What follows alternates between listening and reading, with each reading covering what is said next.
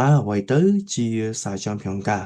ដោយសារតែបើមានបងប្អូនយើងគាត់បាទឆ្ងល់បាទគាត់សាកសួរច្រើនតាក់ទងជាមួយនឹងថាតើបាទសារចំផ្លងការនេះគឺជាអ្វីបងប្អូនណាបាទហើយក៏មានបងប្អូនយើងខ្លះគាត់បានដឹងហើយបងប្អូនយើងខ្លះទៀតគាត់ទៅជ័យមកកូរ៉េគាត់អត់ទាន់ដឹងទេថាអ្វីទៅគឺជាសារចំផ្លងការបងប្អូនណាបាទសារចំផ្លងការបរសិង្កាយោបាទអញ្ចឹងឥឡូវតោះយើងមុននឹងណាបាទមកមើលជាមួយនឹងអត្ថន័យណាបាទរបស់សារចំផ្លងការនេះគឺយើងមកសិក្សាពាក្យនៅក្នុងបាទពាក្យថាសារចំផ្លងការជាមួយគ្នាបងប្អូនបាទអញ្ចឹងបងប្អូនបាទឃើញទេពាក្យថាសាចន់នេះបងប្អូនគឺសាចន់នេះអត្ថន័យគឺស៊ីចាក់ហាគីឆន់បាទអញ្ចឹងបងប្អូនដឹងហើយពាក្យថាស៊ីចាក់ហាដាគឺចាប់ផ្ដើមហើយដល់ពេលពាក្យថាឆន់គឺមុនបាទមុនពេលអញ្ចឹងណាបងប្អូនបាទអញ្ចឹងស៊ីចាក់ហាគីឆន់គឺមុនពេលចាប់ផ្ដើមបាទនេះភាសាខ្មែរយើងមុនពេលចាប់ផ្ដើមបាទអញ្ចឹងសម្រាយមកសាចន់គឺបាទសាស៊ីចាក់បាទហាគីឆន់បាទមុនពេលចាប់ផ្ដើមបាទដល់ពេលពាក្យថាផ្យងកាបងប្អូន បាទពាក្យថាផ្យង់ការនេះគឺមកពីគេបងប្អូនគឺហកគិនថៅគូបាទផាន់តានហាគីបាទអញ្ចឹងបងប្អូនដឹងហើយពាក្យថាហកគិនហាដាគឺយើងត្រួតពិនិត្យមើលអញ្ចឹងទៅហើយចំពោះផាន់តានហាគីនេះគឺការវិនិច្ឆ័យបាទអញ្ចឹងគឺមានន័យថាម៉េចបងប្អូនផ្យង់ការមានន័យថាបាទយើងធ្វើការប្រឡងបងប្អូនមានថាធ្វើការប្រឡងគឺស៊ីហមបងប្អូនណាបាទអញ្ចឹងប្រឡងនេះគឺនៅពេលបងប្អូនប្រឡងរួចបាទអញ្ចឹងគឺគេនឹងធ្វើការពិនិត្យមើលបាទហកគិនហើយថាតើបងប្អូនបានបន្ទុកប្រមាណអីបានលទ្ធផលប្រមាណដែរគឺគេហៅថាធ្វើការវិនិច្ឆ័យបាទគឺផាន់តាន់ហាគីបាទអញ្ចឹងសរុបជារួមទៅបងប្អូនគឺសារចំក្នុងការនេះគឺបាទស៊ីចាក់ឆនណេមីរីហកគិនហានិនហ្គតបាទចឹងបងប្អូនស៊ីចាក់ឆនណេមីរេបាទមីរីបាទសំទោសបាទមីរីនេះគឺជាមុនបាទហកគិនហានិនហ្គតហ្នឹងគឺការដែលពិនិត្យមើលបាទអញ្ចឹងគឺយើងត្រួតពិនិត្យមើលជាមុនពេលដែលយើងចាប់ផ្ដើមបាទអញ្ចឹងខ្ញុំសូមសម្រាយជូនបងប្អូនណាបាទអញ្ចឹងសារចំផ្លងការនេះមកអសិង្កាយតើបាទសារចំផ្លងការនេះគឺមានន័យយ៉ាងម៉េចមានន័យថាម៉េចបងប្អូនគឺមានន័យថាស៊ីហមមើភុនថាមេចោះហៅទៅភូកូផាន់តាន់ហាមីតាបាទអញ្ចឹងស៊ីហមមើភូដានបងប្អូនបាទយើងធ្វើការប្រឡងបាទស៊ីហមភុនថាមេបន្ទាប់ពីយើងប្រឡងរួចបាទកលហွာបងប្អូនណាបាទកលហွာគឺលទ្ធផលបាទចឹងលទ្ធផលភូគូបាទគេឲ្យយើងមើលលទ្ធផលហើយគឺគេធ្វើការផាន់តាន់គឺធ្វើការវិនិច្ឆ័យនេះគឺ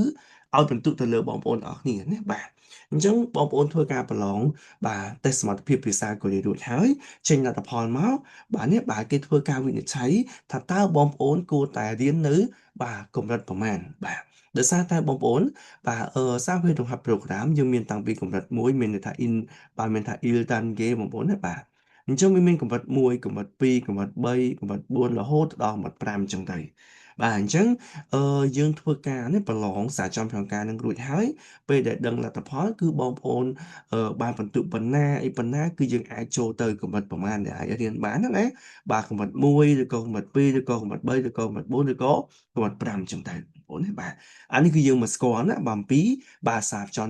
ផ្លងការនេះគឺជាអ្វីបងប្អូនណាបាទអញ្ចឹងខ្ញុំបាទសូមសរុបជារួមមកសារចំផ្លងការគឺជាការប្រឡងតេស្តសមត្ថភាពបាទភាសាកូរ៉េបងប្អូនណាឲ្យដឹងថាសមត្ថភាពភាសាកូរ៉េបងប្អូនហ្នឹងបានកម្រិតណាហើយបងប្អូនអាចចុះឈ្មោះបាទចូលរៀនបាទបន្តជាមួយនឹងក្រសួងចឹងទៅបងប្អូនបាទឥឡូវគឺយើងក៏លេចទៅមើលគេហៅថាសារចន់ប្រងការសល់ម៉ង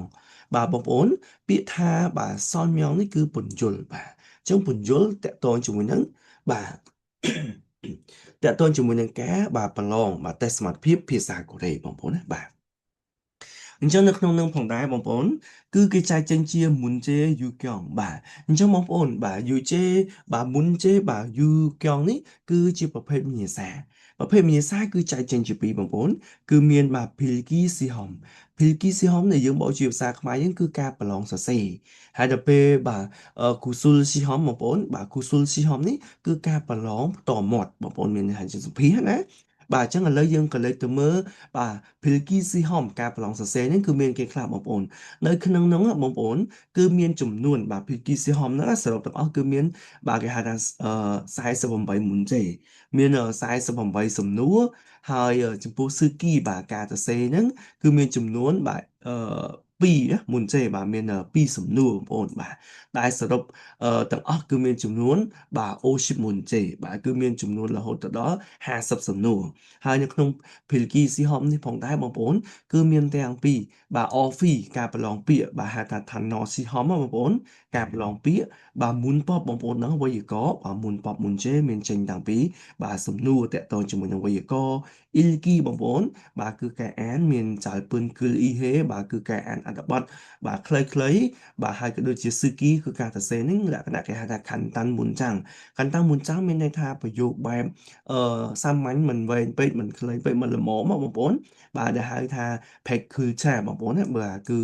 អឺបាទមានថាអត្ថបទហ្នឹងគឺសរសេរចាប់ពីគេហៅថា100បាទណា100អក្សរបងប្អូនបាទអញ្ចឹងនេះគឺជាការប្រឡងភាគីស៊ីហុំបាទមានចំនួន50សំណួរបងប្អូនបាទហើយយើងក៏លេចចូលទៅដល់គូស៊ូលស៊ីហុំវិញម្ដងបងប្អូនបាទចំពោះគូស៊ូលស៊ីហុំគឺប្រឡងគឺមានចំនួន5សំណួរបងប្អូនណាបាទក្នុងបាទគេហៅថា5សំណួរផងដែរគឺការប្រឡងផ្ទាល់មាត់បងប្អូនណាបាទជួបជាមួយជនជាតិកូរ៉េគាត់សម្ភាសន៍យើងផ្ទាល់មាត់អានអត្ថបទឲ្យសួរភ្លាមៗអញ្ចឹងបងប្អូនគឺបាទរយៈពេលនៃការប្រឡងសម្ភាសន៍ផ្ទាល់មាត់គឺចំនួន10នាទីបងប្អូនណាបាទ10នាទី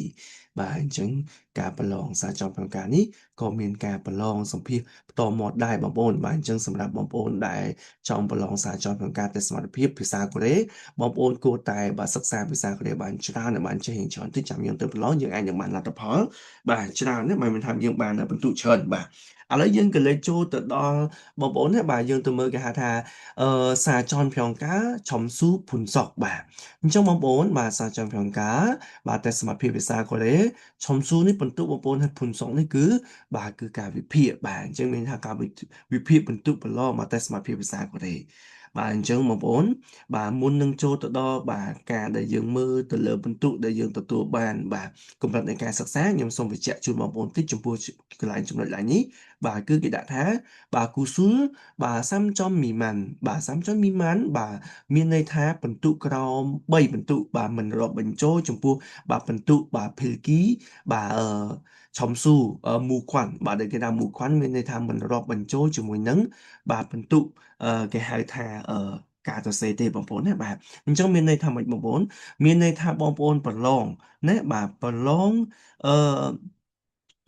សម្ភារផ្ទាល់មាត់បើសិនជាបងប្អូនបានបន្ទុកត្រឹមតែ3បន្ទុកអីហ្នឹងណាបាទអញ្ចឹងគឺបងប្អូនអត់អាចមានសិទ្ធិនៅក្នុងការគេបូកបន្ទុកបាទបញ្ចូលនៅការសរសេររបស់យើងចូលទេគឺគេឲ្យបងប្អូនធ្លាក់ដោយអូតូមានថាបងប្អូនអាចទៅកម្រិត0អញ្ចឹងទៅបងប្អូនបាទអញ្ចឹងចាំបាច់បងប្អូនត្រូវតែចេះបាននិយាយភាសាកូរ៉េ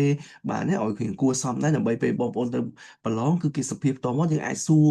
គេអាចសួរយើងអាចឆ្លើយទៅបានខ្លះទៅបងប្អូនចាប់បានបន្ទុកចាប់ពី4 5ឡើងលើទៅព្រោះបន្ទុកវាច្រើនដែរអាចចូលដល់25បន្ទុកបងប្អូនបាទអញ្ចឹងគឺបងប្អូនត្រូវធ្វើយ៉ាងណាបានពី4 5បន្ទុកឡើងទៅដើម្បី